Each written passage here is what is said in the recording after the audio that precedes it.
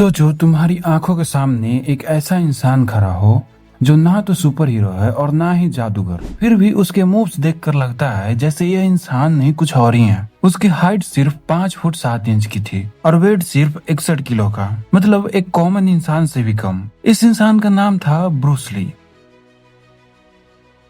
लेकिन सवाल ये है कि एक लड़का जो हांगकांग के एक छोटे से घर में पैदा हुआ, स्ट्रगल के सहाय में बड़ा हुआ, वो कैसे बन गया मार्शल आर्ट्स का भगवान।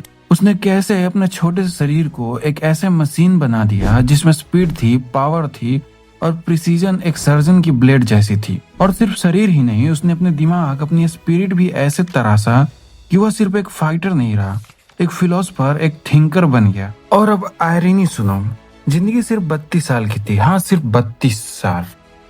और लेकिन उन छोटे से 32 सालों में उसने ऐसा इम्पैक्ट छोड़ा कि आज भी उसकी कोई भी एक मूवी उठाकर देख लो तो हमारे अंदर भी मार्शल आर्ट्स का कीड़ा जाग जाता है। आज भी उसके डायलॉग्स पोस्टर पर लिखे जाते हैं और आज भी लोग सोचते हैं कि अगर ब्रूस ली जिंदा रहता तो दुनिया कैसी होती। तो तैयार हो जाओ, ब्रूस ली की कहानी की शुरुआत करते हैं।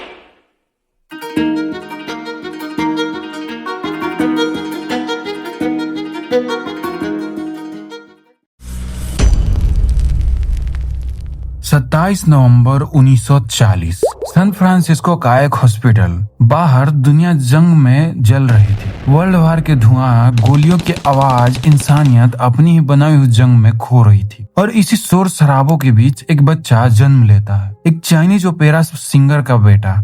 नाम रखा गया ली जुन फैन। उस वक्त किसी ने सोचा भी नहीं होगा कि यह नन्हा सा बच्चा एक दिन दुनिया के फाइटर्स के लिए डर का दूसरा नाम बन जाएगा। दुनिया उसे याद रखेगी ब्रूस ली के नाम से। और यह भी एक अजीब किस्मत का खेल था। ब्रूस ली का जन्म हुआ ड्रैगन के साल में। चाइनीज कल्चर में ड्रैगन का मतलब होता है पावर, डेस्टिनी और फायर। एक ऐसी ताकत जो न रुकती है और न झुकती है। शायद इसीलिए बचपन से ही ब्रूस के अंदर एक एनर्जी थी जो वोल्केनो की तरह फूटने के लिए तैयार रहती थी। बचपन हांगकांग की गलियों में गुजरा।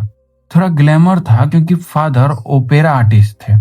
स्क्रीन के लाइट्स और फिल्मी साइन उसके आसपास जरूर थे, लेकिन ब्रूस खुद एक रेस्टलेस बच्चा था। हमेशा दौड़ना, कूदना और शोर मचाना उसकी आदत थी। स्ट्रीट फाइट उसके लिए उतना ही नॉर्मल था जितना कि स्कूल जाना। दूसरे बच्चे मार खाकर घर जाते थे, ब्रूस मार कर घर लौटता था। लेकिन एक दिन एक स्ट्रीट फाइट के बाद उसके फादर ने उसे बिठा कर कहा, अगर तुम अपने गुस्से को कंट्रोल नहीं करोगे तो तुम कभी फ्यूचर नहीं बना पाओगे और तुम अपना फ्यूचर बर्बाद कर दोगे। ये लाइन ब्रूस के दिमाग में ऐसे चिपक गई जैसे पत्थर पर लिखा निशान। पर प्रॉब्लम ये थी कि उसके अंदर की एनर्जी किसी के कहने से रुकने वाली नहीं थी। उसे बस एक रास्ता चाहिए था और वही रास्ता उसे ले गया मार्शल आर्ट्स की तरफ। ब्रूस ने ट्रेनिंग स्टार्ट की विंग चुन से और उसके उस्ताद थे लेजेंडरी आईपी मैन। यहाँ से पिक्चर बदलने लगी। आईपी मैन ने समझाया, फाइट सिर्फ पंचेज और किक्स का खेल नहीं है, यह एक आर्ट है। हर मूव्स के पीछे एक फिलॉसफी है, हर स्ट्राइक के पीछे एक डिसिप्लिन है। ब्रूस ने पहली बार सीखा कि असली स्ट्रेंथ सिर्फ दिखाने में नहीं, कंट्रोल करने में है। लेकिन कहानी स्मूथ नहीं थी। एक और बैरियर खड़ा था, डिस्क्रिमिनेशन। क्योंकि वो हाफ चाइनीज था, बहुत सारे स्टूडेंट चाहते ही नहीं थे कि ब्रूस विंग चुन सीखे। ट्रेनिंग के दौरान उसे इग्नोर किया जाता, नीचा दिखाया जाता। लेकिन आईपी मैन ने स्टैंड लिया। उसने कहा, टैलेंट को कौन सा खून से नापते हो तुम?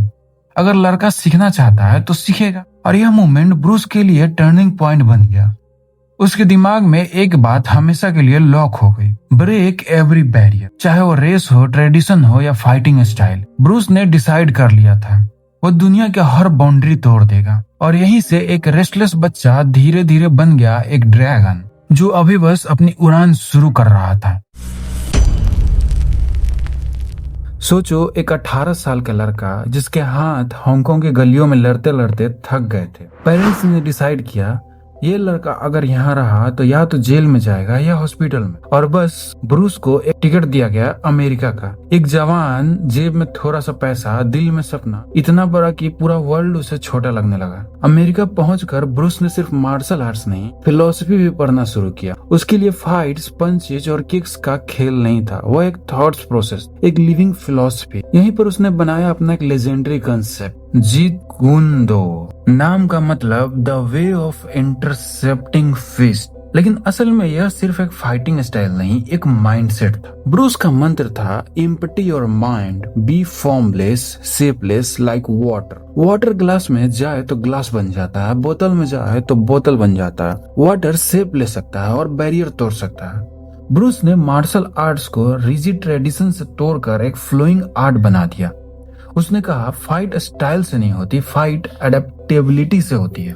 और यह बात उस जमाने के मार्शल आर्ट्स मास्टर के लिए एक धमाका थी। धीरे धीरे अमेरिका में उसके स्टूडेंट भी अनयूजुअल थे, जैसे कि जेम्स कोबर्न, हॉलीवुड स्टार जैसे स्टीव एमस्क्विन, NBA लेजेंड जैसे करीम अब्दुल जब्बार। सोचो, एक छोटा सा एशियन लड़का और उसके डिसिपल्स, अमेरिका के सबसे बड़े नाम। लेकिन एक बड़ी वाल अभी भी उसके सामने खड़ी थी, हॉलीवुड की रेसिज्म वाली वाल। प्रोड्यूसर उसे कहते, अमेरिका एशियन हीरो को एक्सेप्ट नहीं करेगा, तुम सिर्फ साइड किक्स बन सकते हो। यह बात ब्रूस को तोड़ गई। उसने ऑडिशन दिया एक टीवी शो कुंग फू के लिए, जो ओरिजिनली उसके लिए लिखा गया था। पर सोचो, वह रोल उसे देकर एक व्हाइट एक्टर को दिया गया और उस एक्टर को मेकअप करके चाइनीज बना दिया गया। कितनी बड़ी इंसल्ट थी ये।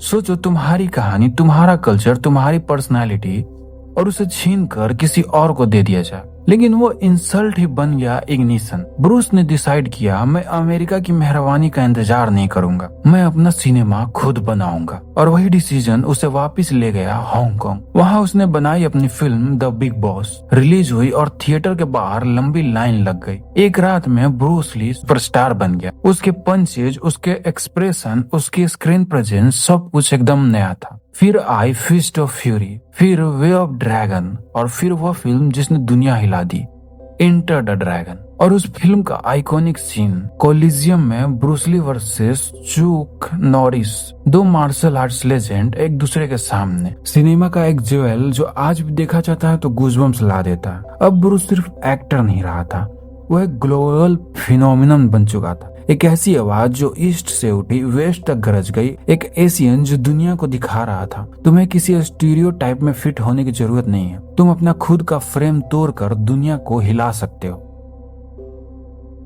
ब्रूस ली की ट्रेनिंग एक अलग ही लेवल थी।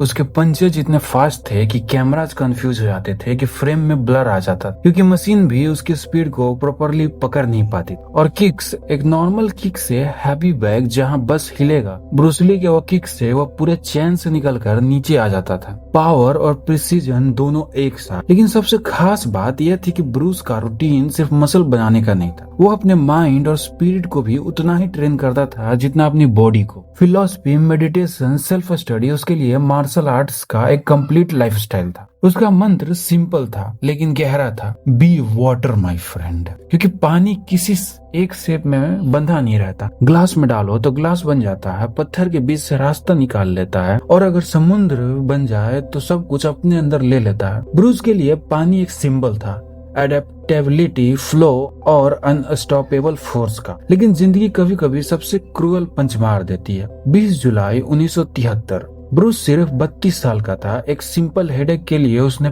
पेन किलर लिया, लेकिन उस मेडिसिन के बाद उसका दिमाग स्वेल करने लगा। हॉस्पिटल ले जाया गया, लेकिन डॉक्टर ने अनाउंस कर दिया, ब्रूस ली इज नो मोर। सिर्फ 32 साल। सोचो जरा, एक इंसान जिसके अंदर इतनी फायर थी, जिसने अपनी जिंदगी में मार्शल आर्ट्स का पूरा डिफिनेशन बदल दिया, जिसने ईस्ट और वेस्ट के बीच एक नया ब्रिज बनाया, वो इतनी जल्दी चला गया। लेकिन यह भी सच है, लेजेंड मर के भी नहीं मरते। ब्रूस ली एक नाम से ज्यादा है, एक फिलॉसफी है। उसने सिखाया, अपने अंदर के केग्स को तोड़ दो, अपनी लिमिट्स को तोड़ दो। लाइफ तुम्हें जितना पंचेज दे, तुम पानी बन जाओ जो हर जगह रास्ता बना लेता है। और शायद इसीलिए आज भी जब हम ब्रूस ली का नाम लेते हैं तो हम एक फाइटर को याद नहीं करते, हम एक सोच को याद करते हैं, एक आइडियोलॉजी को याद करते हैं, एक रिमाइंडर की तुम चाहे कितनी भी छोटी जगह से आओ, अगर तुम अपने पोटेंशियल को अनलॉक कर लो तो दुनिया तुम्हारे लिए रुकती है। अब सवाल तुम्हारे लिए है, तुम अपनी जिंदगी में क्या बनोगे?